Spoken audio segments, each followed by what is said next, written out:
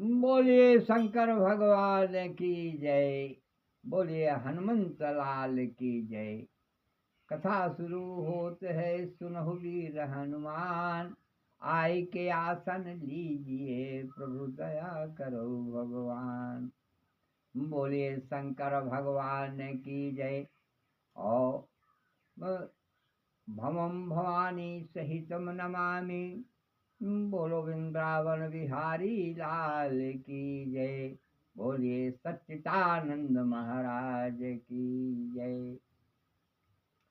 सदा भवानी दाहिने, कि सरमुख रहें गणेश। और पांच देव मिल रक्षा करें, कि ब्रह्मा विष्णु महेश। आज हम सब ये चर्चा करेंगे कि भगवान शिव अंजनी के गर्भ में और अपना प्रवेश कैसे किया। ये अंजनी को यह वरदान था कि आप जाकर के एक पुत्र का जन्म देना होगा, या अकलंक आपको लगेगा। उस समय पर चील द्वारा खीर खाने के बाद भगवान प्रभु शंकर जी, देवों के देव महादेव, ये सब कथा बहुत विस्तार की है। एक समय में राक्षस राजा रावण जो था, उसके भय से उसमें 33 करोड़ के देवता, धरती, ये सब जाकर के एक गुफा में छिपे थे। और छिपने के कारण वहाँ पर ये लोग छिप रहते रहते कई दिन बीत गए। और बीतने के बाद ये लोग इंद्र भगवान को आवाहन किया। इंद्र आए तो कहे, महाराज हम लोग रावण के डर से और यहाँ पर आज बहुत दिनों से पड़े हैं कि रावण जिसको पकड़ पाता है उसको मारता है और नाना प्रकार से परेशान करता है। हम लोग इसके डर से यहाँ पड़े हैं, आप हम लोगों के राजा हैं, आप कोई उपाय बताइए। तो उस समय इंद्र ने कहा कि क्या हम रावण से बताएं, रावण से तो भाई हम स्वयं डरते हैं, वो हमारे बस का नहीं है। सब लोग मिल करके भगवान भोलेनाथ का आवाहन किया। भगवान भोलेनाथ आ गए कि सब लोगों ने विचार किया कि भगवान शंकर का चेला है, शंकर जी आएंगे तो वो रावण को समझाएंगे कि भाई आप देवताओं को क्यों परेशान करते हो। चलो ठीक है। भगवान सब लोग शंकर जी का आवाहन किए, शंकर जी प्रकट हुए और देखे कि देवता यहाँ सब एकत्रित हैं। बोले कि भाई शंकर जी बोले कि बताइए आप लोगों ने मुझे आवाहन क्यों किया, क्यों मुझे बुलाया। उस समय पर जितने देवता वहाँ पर बैठे थे पृथ्वी आज, सब लोग हाथ जोड़ करके भगवान शंकर का प्रणाम किया और बोले, महाराज हम लोग रावण के डर से यहाँ गुफा के अंदर हम लोग उसके डर बस यहाँ बैठे हैं। गुफा के बाहर निकलें या कहीं जाएं तो हम लोगों को दंडित करेगा, दंडित करता है, नाना प्रकार से परेशान करता है। माता पृथ्वी ने यह कहा कि देखिए उस रावण के त्रास से, रावण के अपराध से, रावण के कर्म से मैं बहुत दुखी हूँ भोलेनाथ, इस पर कोई विचार किया जाए और इस रावण को समझाया जाए ताकि रावण अत्याचार करना बंद कर दे। अब ये सब बातें भगवान भोलेनाथ सुने और सभी देवता हाथ जोड़ करके भगवान भोलेनाथ से प्रार्थना किया कि वो रावण आपका चेला है, आप उसको समझा दीजिए कि क्यों इतना बड़ा अत्याचार कर रहा है, क्यों देवताओं को परेशान कर रहा है। वो मान जाए, वो आपका चेला है, वो मान जाए। भगवान शंकर उस समय बोले, अरे भैया क्या बताएं, रावण है तो चेला हमारा, लेकिन हम उससे खुद डरते हैं, हमारे कहने पर वो मानने वाला नहीं है। वो आता है पूजा करने के लिए, पहले तो कैलाश पर आता था, और संजोग से एक दिन हम चले गए थे भ्रमण में, वो पूजा करने के लिए आया, और देखा तो हम वहाँ पर उपस्थित नहीं। और वहाँ पर यही माता पार्वती थी, तो उसने माता पार्वती से कहा कि देखिए, कह देना शंकर जी से कि अगर हमारे यहाँ आकर के, हमारे आने पर ये पूजा और न करा करके कहीं जाए न, और नहीं तो ये आकर के यहाँ हमसे पूजा लिया करें। तो भगवान भोलेनाथ बोले कि भैया क्या करें, हम तो इतना डरते हैं कि उससे पूजा कराने के लिए हमको उसके घर जाना पड़ता है, कि तब वो हमारी पूजा करता है, इसलिए वो भी हमारे बस का नहीं है। और नहीं तो वो क्रोध में जब आता है, हमसे विरुद्ध होता है, तो हमारे कैलाश पर्वत को वो घुमाने फिराने लगता है उठा करके। इससे हम भाई उससे तो परेशान हम स्वयं हैं, हम भी डरते हैं उससे, हमारे बस का वह नहीं है। तब 35 करोड़ के देवता और भोलेनाथ सब मिल करके बोले भाई अब किया क्या जाए। तो शंकर सब बोले कि चलिए विष्णु जी के स्थान पर चला जाए, विष्णु को पुकारा जाए, विष्णु से कहा जाए, विष्णु भगवान के यहाँ चला जाए। तो भगवान भोलेनाथ बोले कि अब यहाँ से निकल करके अगर आप लोग विष्णु के यहाँ जाना चाहते हैं तो विष्णु कहाँ मिलेंगे, या तो क्षीर सागर में मिलेंगे, या तो वहाँ बैकुंठ धाम मिलेंगे। बीच में कहीं रावण मिल गया तो सबका भला हो जाएगा, तब वो बख्शेगा किसी को नहीं। और रावण, अब इसमें आई बात कि रावण क्या उस पर्वत पर नहीं जाता था? जाता था, लेकिन रावण एक चीज नहीं सीखा है, क्या? झुकना। और वहाँ पर्वत की गुफाएं जो थी वो छोटी थी, और वहाँ उसमें झुक करके जाना पड़ता है।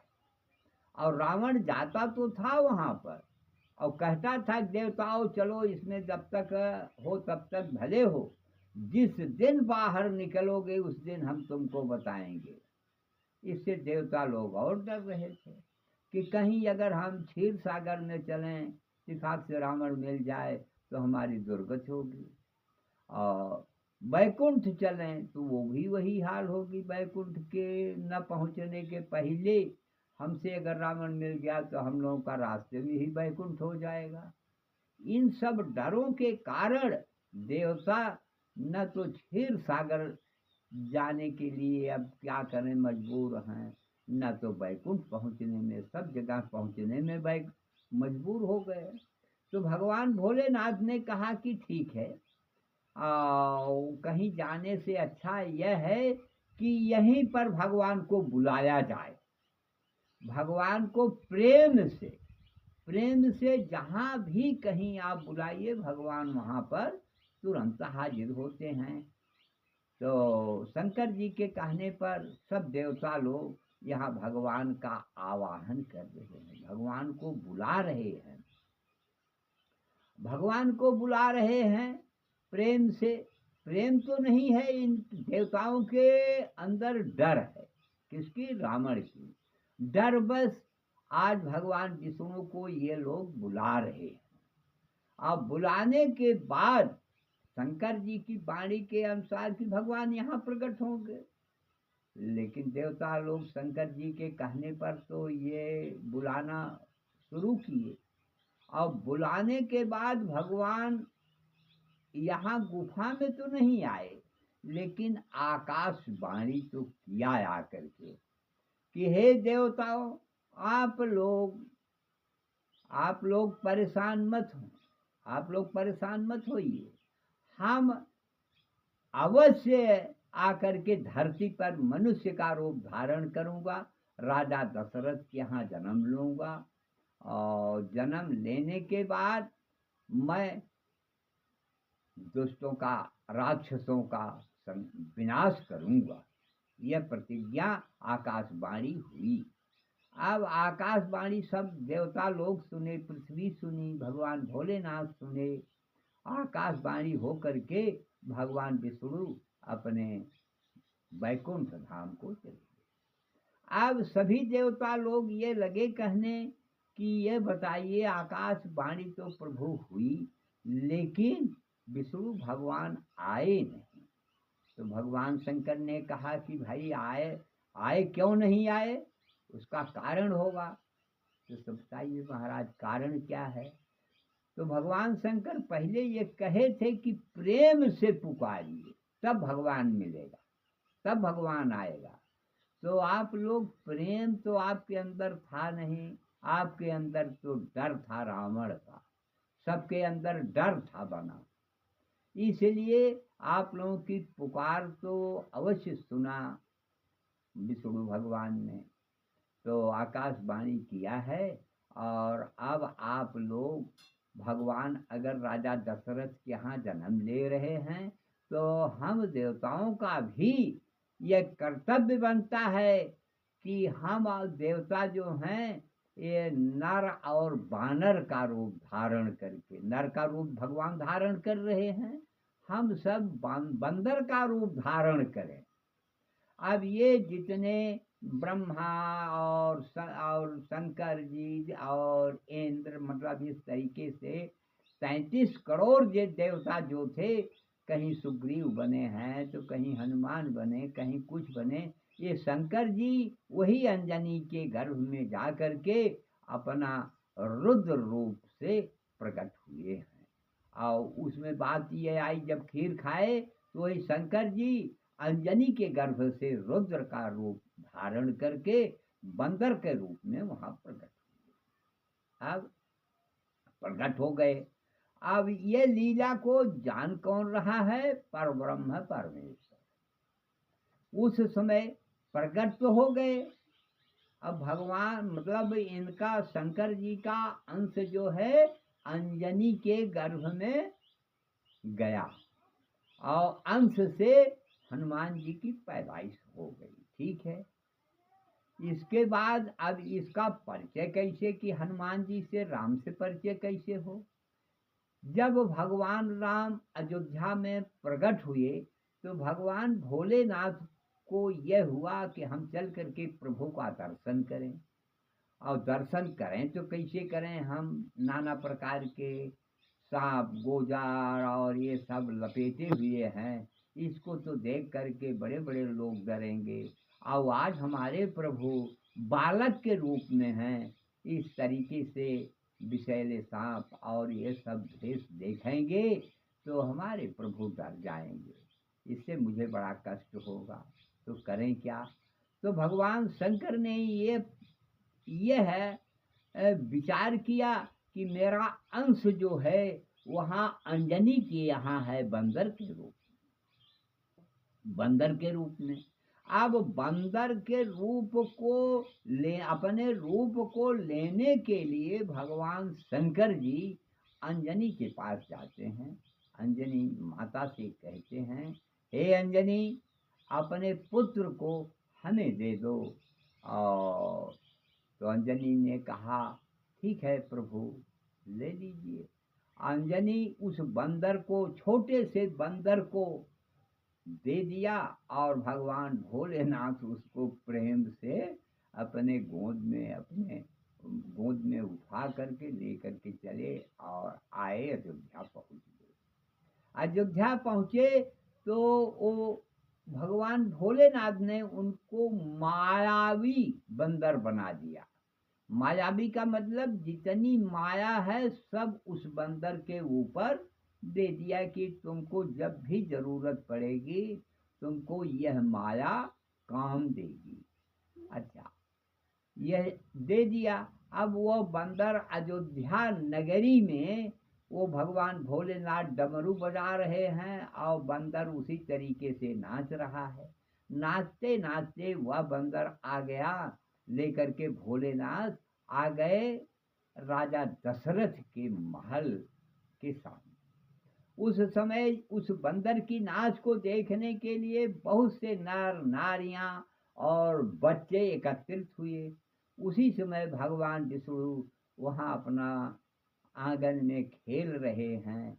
वो डमरू की आवाज को सुना। वो परब्रह्म परमेश्वर तो जान रहा है कि ये भोलेनाथ हैं और इन्हीं के अंश से ये बंदर है, और उनको कुल सब पता है।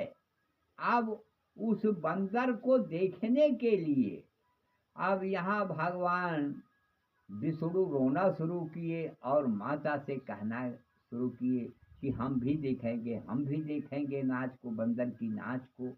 अच्छा, अब इसमें चारों भाई राम लक्ष्मण भरत शत्रुघ्न ये चारों आंगन में खेल रहे थे। माता कौशल्या ने कहा, नहीं बेटा, वहां बंदर को देखोगे तो तुम डर जाओगे। अब वो डर की वजह से नहीं ले आ रहे थे। अब यहाँ भगवान राम लगे रोने चिल्लाने कि नहीं, हम देखेंगे, हम देखेंगे। इसको देखने के बाद माता कौशल्या ने उन चारों बच्चों को ले जा करके और दूर खड़ी होकर के देख रहे हैं। अब भगवान भोलेनाथ और मगन होकर के बंदर को नचा रहे हैं दरवाजे पर। यहाँ तक कि सब टाइम भी जो है समाप्त होने वाली है। और अब इसके बाद जो है कथा का विश्राम किया जा रहा है।